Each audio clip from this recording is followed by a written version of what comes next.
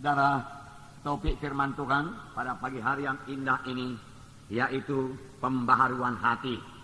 Hati yang berubah menjadi baru. Tuhan menghendaki hati kita ini berubah. Dalam mengikut Tuhan, kita tidak boleh terus-menerus memakai hati yang lama. Hati kita harus berubah menjadi hati yang baru. Tetapi banyak anak-anak Tuhan kurang memperhatikan perubahan hatinya. Pada akhir-akhir tahun ini, saudaraku, marilah kita memperhatikan hati kita.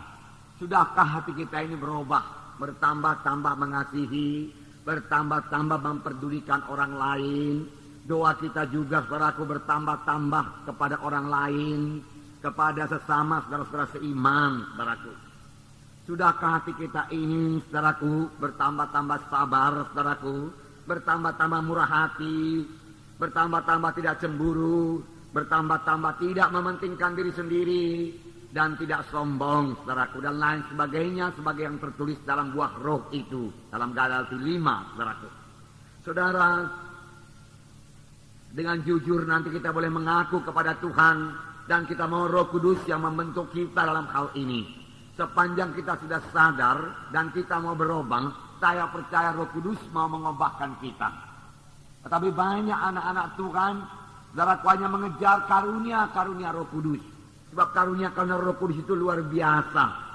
Karunia-karunia Roh Kudus itu, saudaraku, ya bisa membuat pelayanan kita terkenal, saudaraku. Dan orang mengenal kita sebagai hamba Tuhan, orang yang dipakai Tuhan, dan sebagainya, saudaraku. Jadi banyak anak-anak Tuhan berdoa buat karunia-karunia Roh Kudus, tetapi kurang berdoa buat hati Yesus. Kurang berdoa buat karakter-karakter Yesus supaya jadi dalam hidupnya.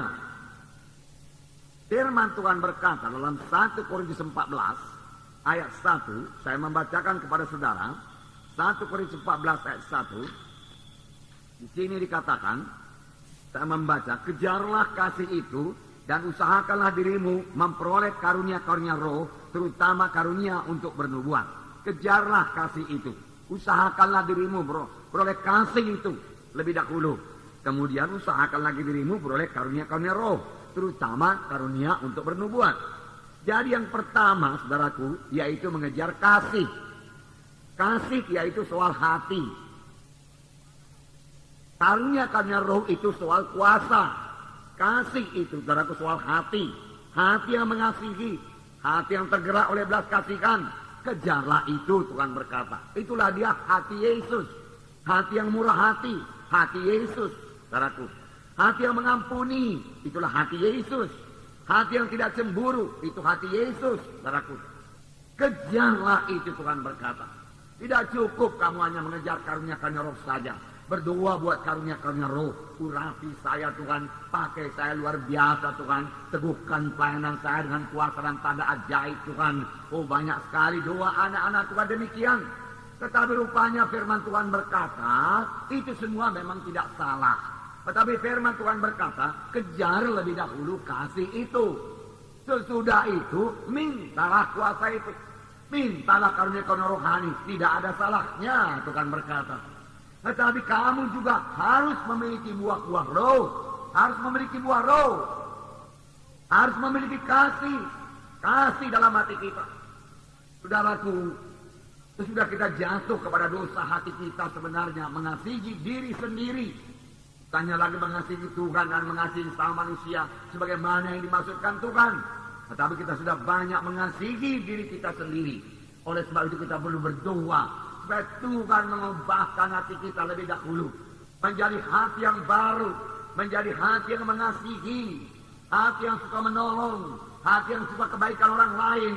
Hati yang tergerak oleh belas kasihan melihat jiwa-jiwa berdosa atau jiwa-jiwa keberatan. Bagaimana Tuhan melihat seorang yang sakit kusta. Yang berdoa kepadanya. Tuhan, jika engkau mau, engkau sanggup menyembuhkan aku. Firman Tuhan mengatakan bahwasanya pertama-tama hati Yesus tergerak oleh belas kasihan. Lalu dia mengulurkan tangannya dan menyembuhkan orang tersebut. Dalam perumpamaan orang Samaria, ada seorang yang turun dari Yerusalem ke Jericho. Dia dirampas oleh penyamun-penyamun, memukulnya, meninggalkannya hampir mati. Lalu lewatlah seorang imam, dia melihatnya, hatinya tidak tergerak oleh belas kasihan. Dia punya kedudukan dalam gereja. Dia dihormati dalam gereja, saudaraku. Dia orang yang beragama, saudaraku. Tetapi hatinya tidak tergerak oleh belas kasihan. Tidak tergerak untuk menolong. Dia melihat, dia melewatinya saja, saudaraku. Kemudian datang lagi seorang Lewi. Yang juga orang beragama. Terkenal, saudaraku, memegang hukum Taurat, saudara. Tetapi hatinya masih hati yang lama. Dia lihat orang yang dirampas itu. Kemudian dia lewati, dia berjalan lalu, saudaraku. Saudara, kemudian lewatlah seorang Samaria yang kelihatannya tidak sebagai orang yang beragama. Akan orang mengatakan itu orang kafir. Tetapi dia memiliki hati yang baru, hati yang mengasihi. Ketika dia lihat orang yang dirampas itu, hatinya tergerak oleh belas kasihan. Hatinya tergerak oleh belas kasihan. Dan tidak sampai di situ saja. Hati yang tergerak oleh belas kasihan ini diteruskannya kepada tindakan.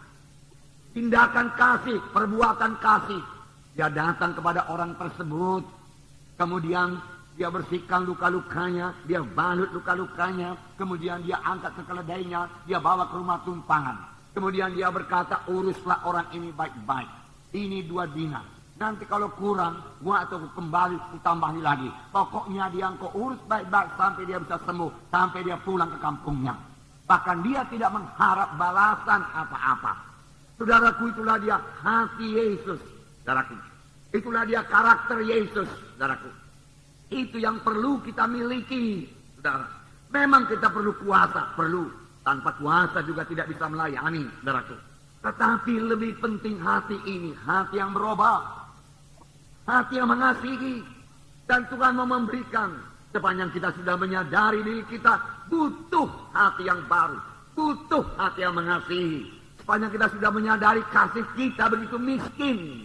Kita bisa berseru kepada Tuhan. Tolong aku Tuhan. Barui hatiku Tuhan. Penuhi hatiku dengan kasih Tuhan. Saudaraku, dari genapkanlah 1 Korintus 14 ini. Kejarlah kasih lebih dahulu. Kemudian usahakanlah dirimu beroleh karunia-karunia rohani. Bukan kebalikannya. Karunia-karunia rohani dulu Tuhan. Aku mau puasa Tuhan. Pakai aku Tuhan. Luar biasa Tuhan urapan atasku Tuhan. Oh haleluya Tuhan. Pelayananku penuh dengan tanda jaib, tanda mujizat. Yang membawa jiwa-jiwa kepada pertobatan. Kalaupun itu terjadi saudaraku. Sesudah jiwa-jiwa itu bertobat. Saudara tidakkah sanggup juga melayaninya? Kenapa saudaraku? Karena kasih Tuhan masih sangat miskin dalam hati kita, saudaraku. Saudara, jadi jangan terbalik, saudaraku. Kejar kasih lebih dahulu, baru karunia-karunia roh, baru kuasa, baru urapan, saudaraku. Nah, saudaraku yang kasih dalam nama Yesus, jangan abaikan hati ini. Mohon kuasa, kuasa, kuasa. Tapi dalam hati masih penuh dengan kemarahan. Mohon kuasa urapan Tuhan. Tapi dalam hati saudaraku penuh dengan kesombongan. Itu akan membuat orang tersebut jatuh. Itu tidak jauh bedanya dengan Lucifer. Dia sangat dikarunia itu kan. Karunia-karunia roh bekerja semuanya kepada dia. Dia memimpin pujian yang luar biasa di sorga. Dia punya talenta musik yang luar biasa. Dia punya urapan penyembahan yang luar biasa. Tetapi dia memiliki hati yang sombong. Hati yang membesarkan diri. Dia mementingkan diri sendiri. Hatinya belum berubah. Dan tidak lama kemudian dia pun jatuh. Kita melihat hati kita. Sudahkah kita bebas dari kemarahan? Sudahkah kita bebas dari kepahitan hati? Sudahkah kita bebas daripada roh tidak mengampuni? Sudahkah hati kita bebas daripada roh-roh pertentangan? Balas dendam, daripada segala kenajisan, saudaraku. Itulah yang perlu dibersihkan lebih dahulu. Dan seturut dengan firman Tuhan minggu yang lalu, kalau kita membersihkan dari dalam pinggan itu, maka bahagian luar pinggan itu juga akan bersih. Karena apa yang di dalam hati ini memanifestasikan dirinya keluar dalam tindakan, perbuatan, dan perkataan kita. Amin, saudara.